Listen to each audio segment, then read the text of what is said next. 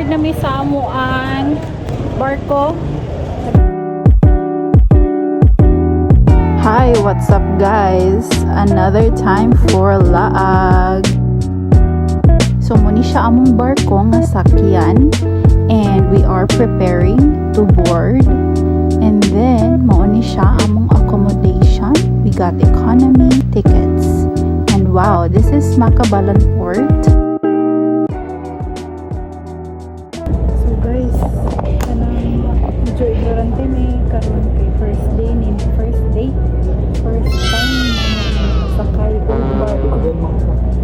First time ni na makasakay og barko, guys. So, si may ingon ni mo to. Si may ingon ni mo. Si may ingon ni mo ba? Nice. Naku pa yung ocean. First time ni naka-board og barko. And padulong mi karon sa padulong mi karon sa Cebu. So guys, first time po na mo atog Cebu. So wish us luck. Yung mga barko tapos Passenger upward adding to information counter, please. Once again, requesting passenger upward adding to information counter.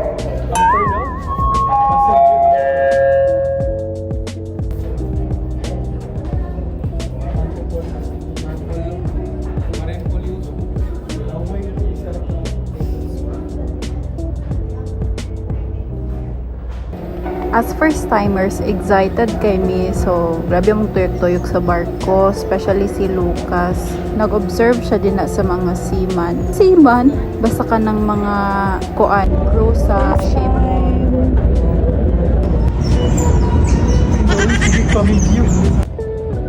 Kani siya guys, dagan kay piso nga kauban namo sa mong biyahe, cargo. Tapos ang ninyo ipabulo agad po. Ang prepare rin sila lang. La, i-examine na si Lucas. Dapat maka-answer ka. Pero Plastar pa siguro. Plastar.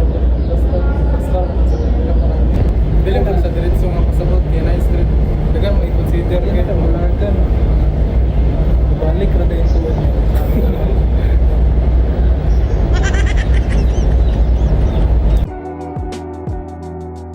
So banda mga 9 PM gipangkutom na mi, so nanihapon mi sa restaurant sa barko.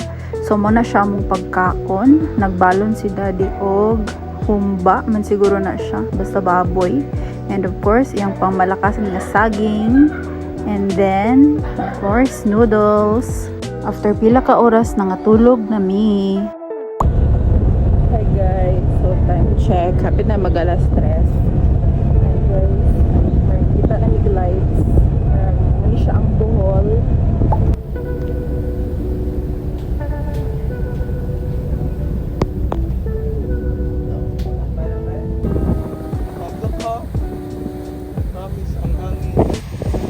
Wow, hayag kayo ang Cebu guys. Pagkakita jud namo, grabe gyud na mabantayan gyud ninyo siya sa kadaghan sa suga. Balag layo pa kayo ang barko.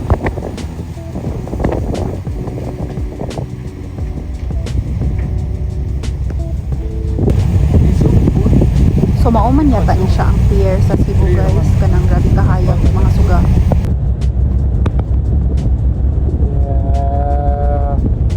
Yun, napahawan sa dira. Abot na may Turan Cebu. Nga Cebu na.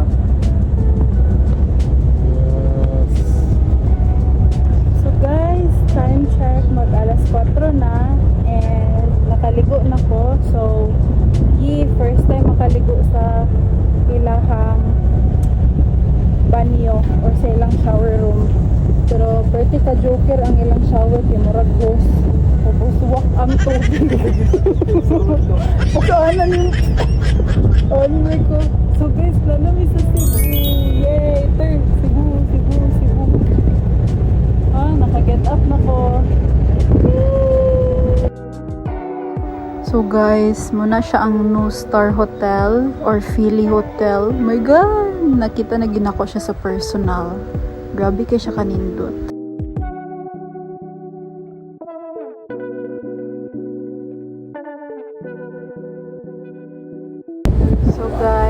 we are crossing CC Lex. Very beautiful.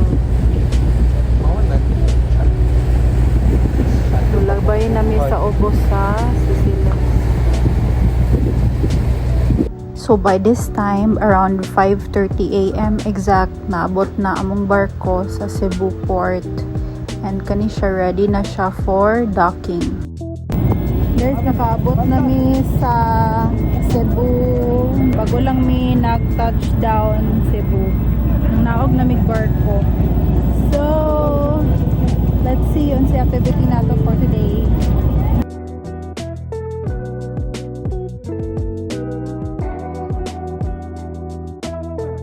So fast forward 8 AM na human namig pamahaw sa pier. Kuha na namo ang car nga among rentahan for 2 days. Hi guys, what's up? So naami sa among first stop of our city tour itinerary. So let's see.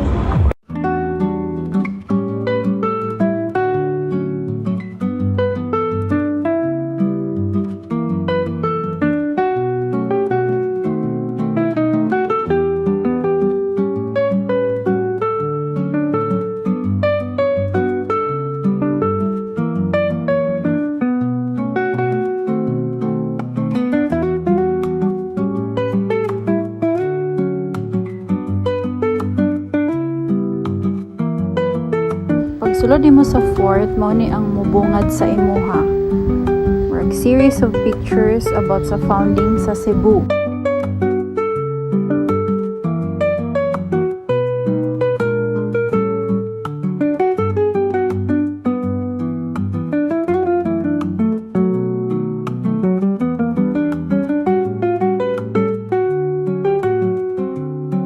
So for this destination, naa sila entrance fee, 30 pesos for adults, and if you are a student, 20 pesos lang basta magpakita og ID. So mo ni siya ang Fort San Pedro. So i-attach na lang nako ang history niya. Pero just like Intramuros, it was once a kanang morbito siya o fortress sa mga anhid ini nga mga Spaniards. So in honor of the Spanish expedition, ilan ning i-build. So yes, ani raman siya, pero makita gid mo ang old na walls of napani. I think this is a cannon.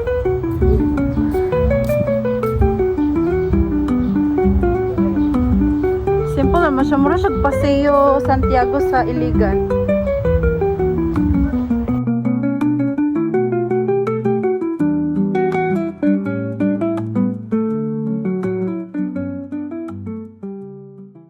Sir, what is this, sir?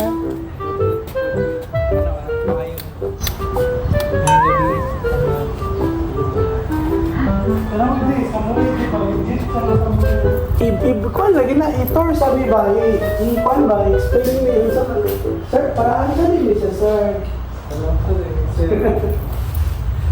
Ma'am and sir, this is the samurai. The first samurai arrived in Cebu City in 1565. This is the gift of to Raha Sulaiman from Manila to Raha.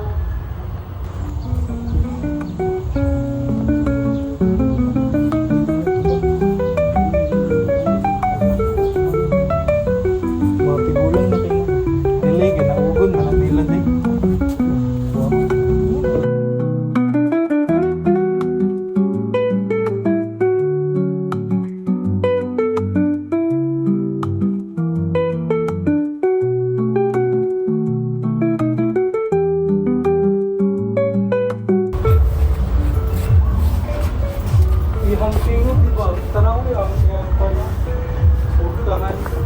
Wow!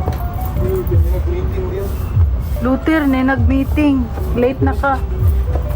Talang Fully office sa kabinete sana.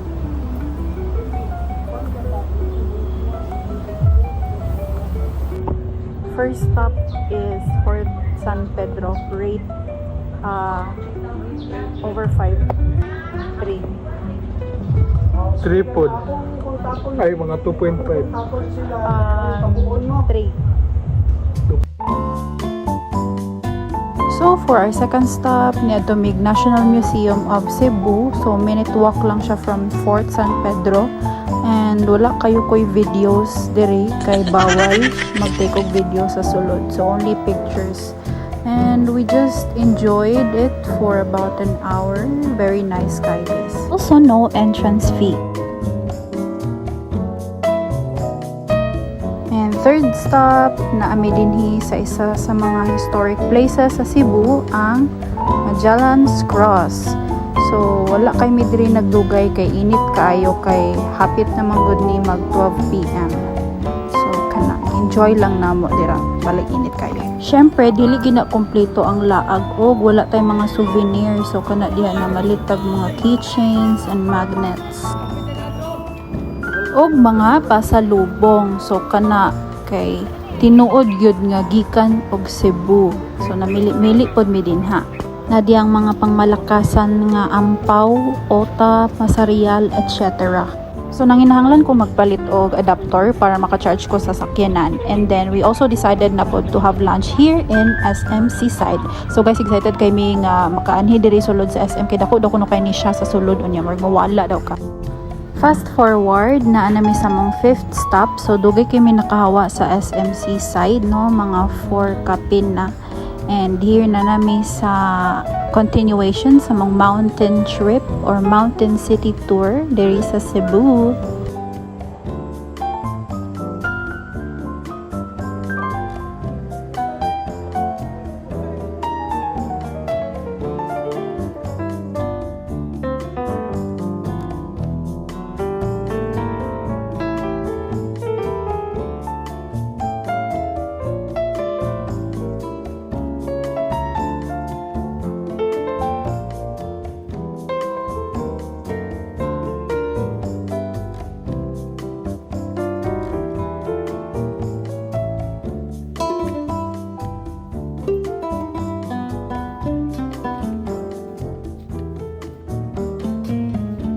Welcome to Cebu Taoist Temple. So guys, pag manganhi mo og Cebu, apil gini siya sa mga must itineraries or tourist places nga dapat ninyo anhian diri sa Cebu.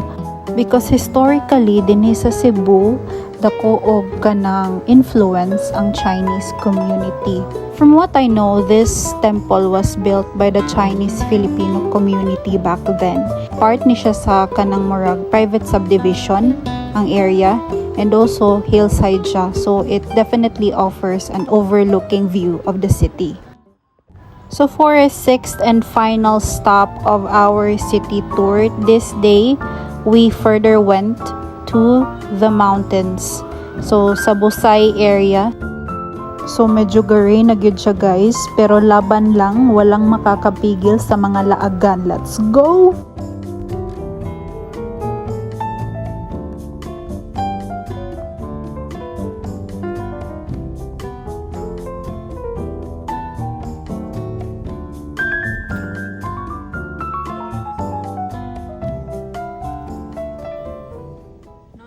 And here we have arrived to the last but certainly not the least sa among city tour. Guys, welcome to Temple of Leia. Grabe kanindot. This is probably the most beautiful and aesthetic nga among naanhian sa Cebu. The design of the temple was heavily inspired by Greek nga architecture. So pareha siya adtong Parthenon nga temple sa Greece. And guys, nalipay kay ko nga during ani nga oras mini anhi kay as you can see blue hour. So grabe, blue is very in contrast to yellow which is colors sa temple. Grabe kanindot guys.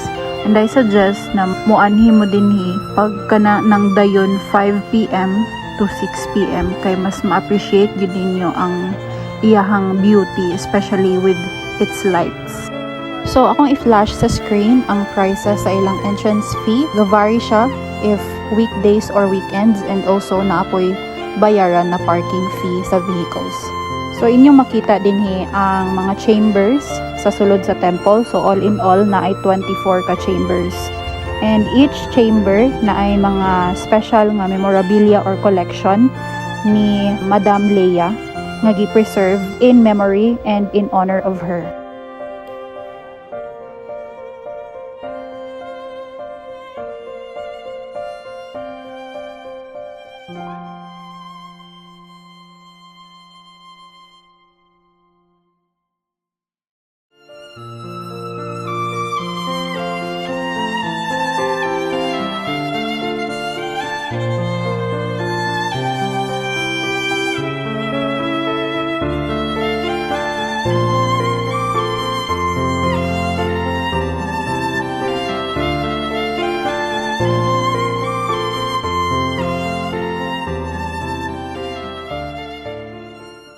Last stop for today, mga on me of dinner, and guess what? Naami sa, di ba dagan kay skyscrapers? Yes, namin sa Cebu IT Park. So, on me sa Subo Mercado. So, let's see guys. Isa ra ko maingon ani nga place guys. Grabe gid kay siya kabibo din ni kay naa siya sa tunga gyud in the heart of all the major buildings sa IT Park.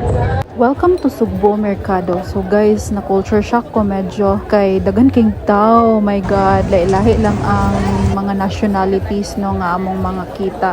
So ako naanad nga ingani kadako og ka bibo nga food bazaar. Halos maglisod pud mo pangitag kanang nalingkuran. So kana guys, manang order ni Lucas, manang gitawag na chicken dinosaur. Nonsa naman ning isa na lobat na, sumuko na. And wako kabantay guys nga mao na din ni akong last video for today. So see you in part 2 guys. Let's go.